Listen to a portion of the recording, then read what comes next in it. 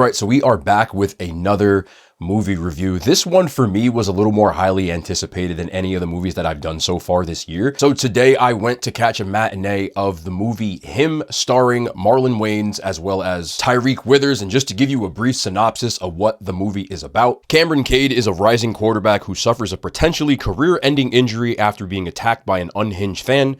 Just when all seems lost, he receives a lifeline when his hero, Isaiah White, played by Marlon Wayans, offers to train him at an isolated compound. However, as the training accelerates, Isaiah's charisma turns into something darker, sending Cam down a disorienting rabbit hole that may cost him more than he ever bargained for. That is a highly accurate description given by Google with their overview. I want to make sure I am not giving any spoilers out. This movie was directed by Justin Tipping. I know a lot of things going into it. I want to make sure people know this because I think a lot of people are still thinking this because they kind of try to get over with these types of things, but Jordan Peele's Monkey Paw production company, he is the producer of this. He did not write or direct it. They did the same thing with Candyman a couple of years ago. I just want people to know Jordan Peele's company is attached to this, but he doesn't have anything to do with the movie.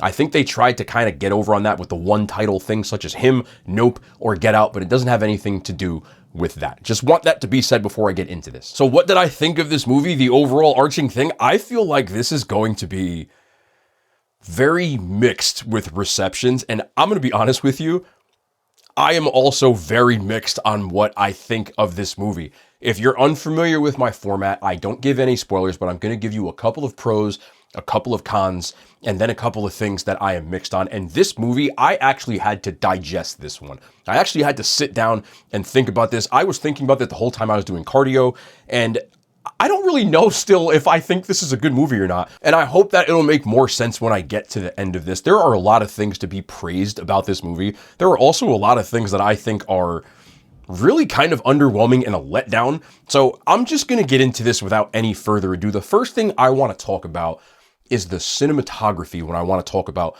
the pros of this movie. If you are, like me, a film nerd, and what I mean by that is, as a content creator, I've gotten super into film, into how to light things, about aperture, about angles, establishing shots. It's all here. When I tell you that cinematically, this is a feast for the eyes, I am not exaggerating. There are so many beautiful shots in this movie, so many different types of shots in this movie. The way that they light things seems very cinematic the entire time. There are some special effects that are practical, but they're also some kind of like, think of Predator vision, but not where they show like the internal workings of the body as they're going through impact.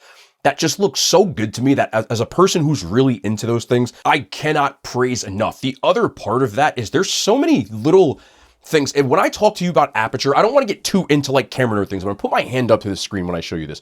Do you see how the background, you can see what I'm doing here, but it's focused on my hand? The aperture on that is really wide and it allows for a big background blur.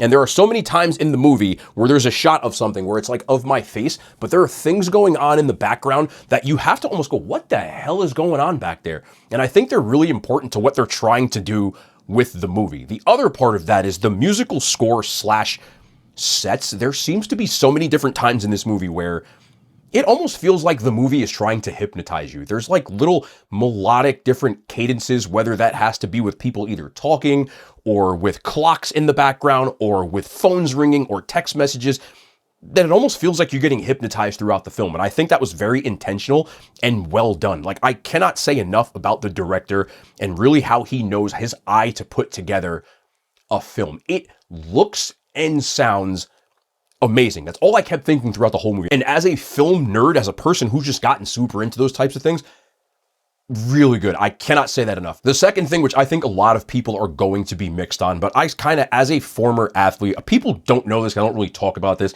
No, I didn't play professionally, but I did play in college, got a scholarship, was a team captain. I played football at a high level for a long part of my life. And I think this is almost allegorical in this, but it also is kind of surface level, which I want to get into. But I do love the theme of the by any means necessary, that anyone who has ever tried to touch greatness, you know that there's a lot of sacrifices that are made. If you talk to anyone who's successful in literally any field, in this case, it definitely does. It's football themed, but I don't think that it was just talking about football. But anybody who's successful at literally anything, when they reach a certain level, there's so many sacrifices you have to make personal sacrifices, for your body, sacrifices that you make for your relationships, whether that's marriage or dating, whether that's friendships, whether that's family members. There are so many things that you feel like you lose along the way.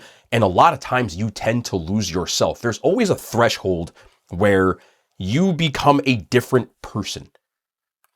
You're not the same person that you were before you started reaching those levels, for better or worse. And sometimes it is worse. And I think they're touching on those themes throughout this, but a lot of the themes are not spoken. They're more like allegorical, and there's little symbols and words or phrases that are being said or even seen in the background.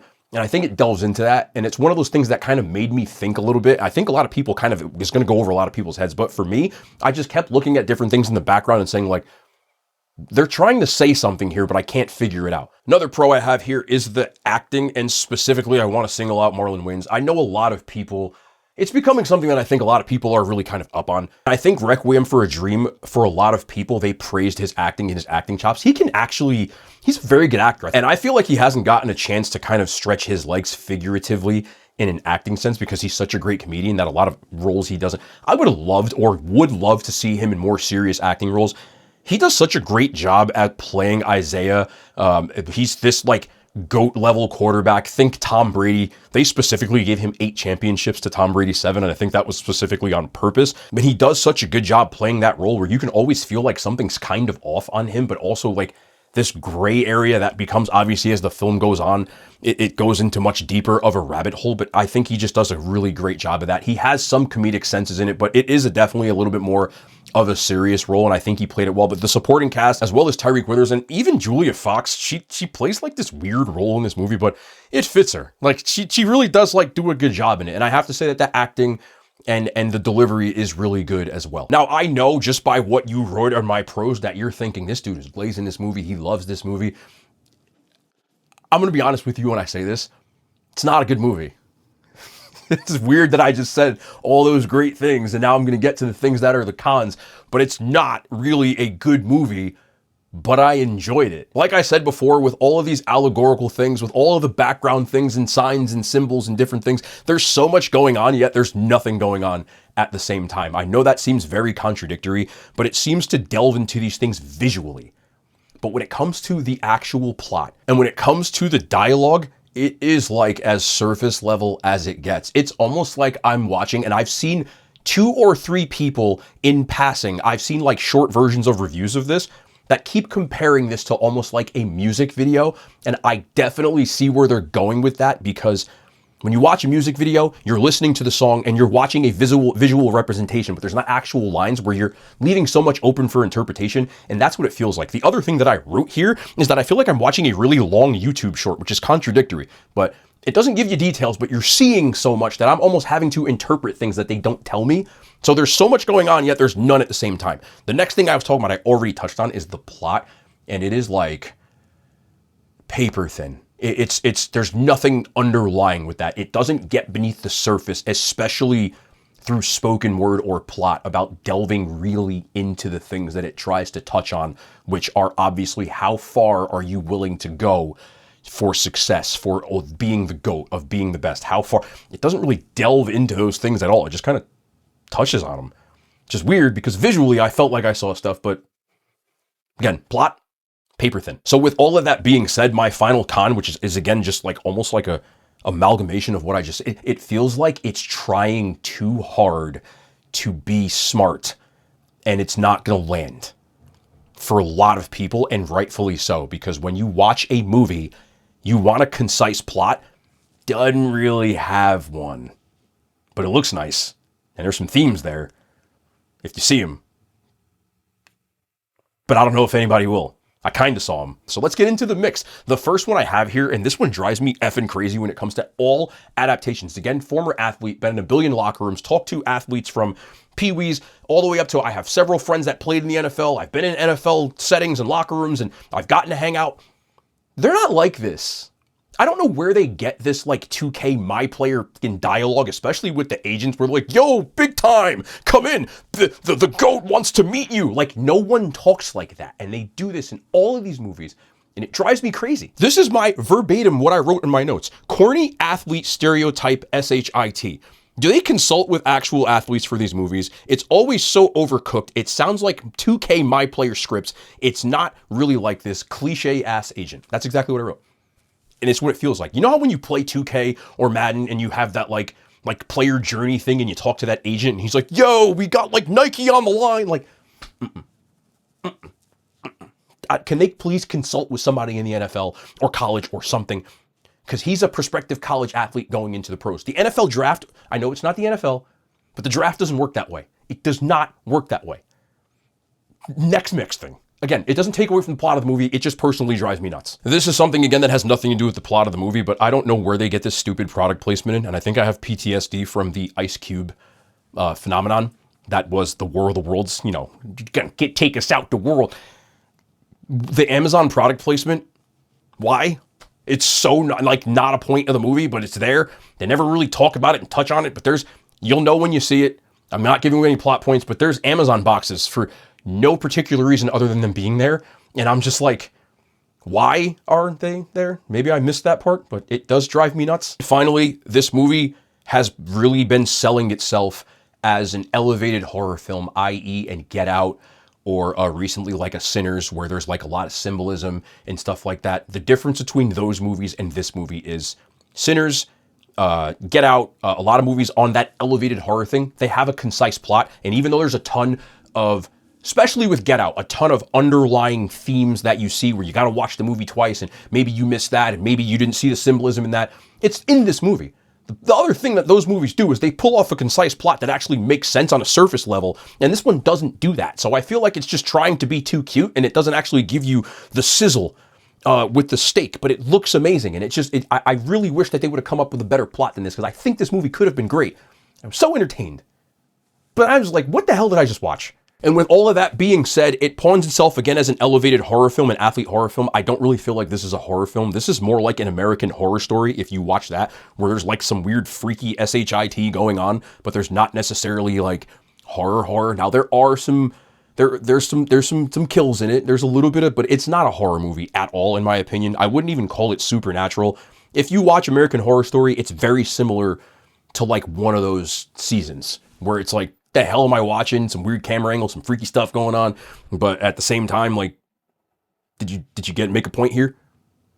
The problem is I like American Horror Story sometimes, but American Horror Story never sticks the landing. Same thing with this, but even better camera angles and cinematography. I hope that makes sense. So as you can see, I'm all over the place with this movie, but this movie is all over the place. Do I recommend people go and see it? Anything that I said as a pro sounds enticing enough for you to want to see it. Just don't go in there expecting like this concise ass plot. Go in there, I'll put it this way. All you people that love like third eye stuff, you know, like people who listen to Kendrick Lamar and you're like, you know, like you don't hear what I hear and you have to listen to it 16 times and kind of be like, well, he's not telling you what you're telling you. You got to really, that's what this movie is without the surface level stuff. It's just lacking that. But I find it entertaining. I think I want to watch it again. I think the acting was good, and as a film nerd, like I need to see those establishing shots, the wide angles, the continuous shots, and all that stuff again. I do think it looks really good, but I would never call this an A+ movie. So on a personal level, I'm going to give this movie a C+ because it's not elite, but I still do enjoy it. Like it's such a hard thing to explain. I hope that this made sense because I'm telling you, I've never walked out of a movie theater so confused. You're not really gonna get a resolution or anything like that. You're not. Don't expect it. But if you need like a feast for the eyes and you really like watching movies with weird symbolism and stuff in it, I feel like that's going to go over a lot of people's heads. But for the people who enjoy that type of stuff, I say give it a watch. But most of you, I'm going to tell you to stream it. This was the hardest review I've done so far. I hope that makes sense to you because it still doesn't make sense to me. But we had to do it anyway. I liked it, but it's a bad movie. I hope that makes sense to you, man. I hope you guys enjoyed this. I hope that I tried to put my thoughts out there as much as concisely as possible. But this feels all over the place just like the movie. I think that was the overlying theme. So no outro on this channel.